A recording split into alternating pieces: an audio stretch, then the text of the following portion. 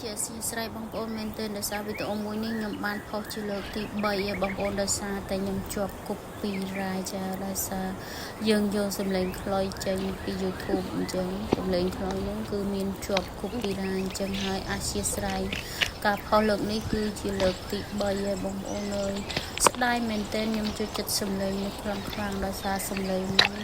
គឺថាវាស៊ីនឹងទេសភាពមែនទែនតែខ្ញុំធ្វើមិនទៅខ្ញុំចង់បានសំឡេងបែបហ្នឹងទៅយកពីណានឹងអត់ជាប់ copyright ឥឡូវនេះបងប្អូនមកស្ដាប់សំឡេងស៊ីងទៅ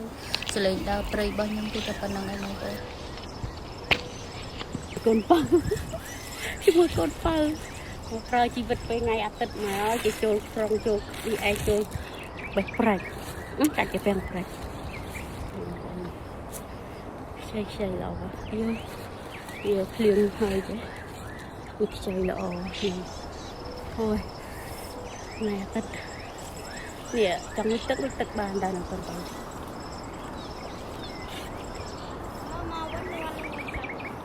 យ៉ាតែល្មោះសិតឡើងហើយគ្នាវាចិត្តនៅតាមទឹកពាំងចិត្តទឹកពាំងគឺថាធំអន់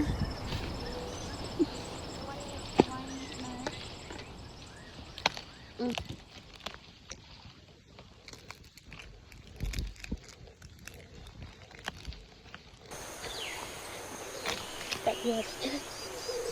អត់នេះអីដោះដល់លើទៅទៅស្អីទេ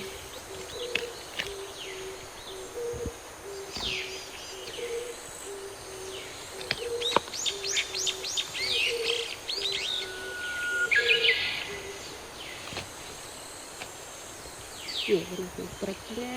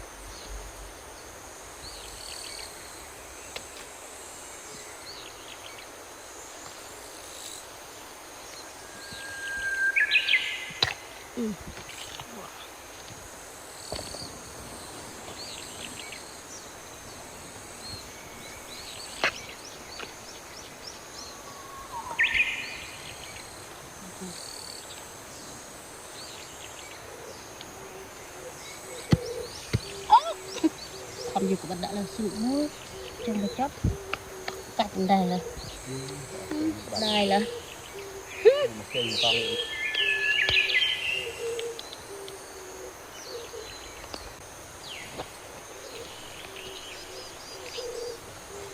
បាត់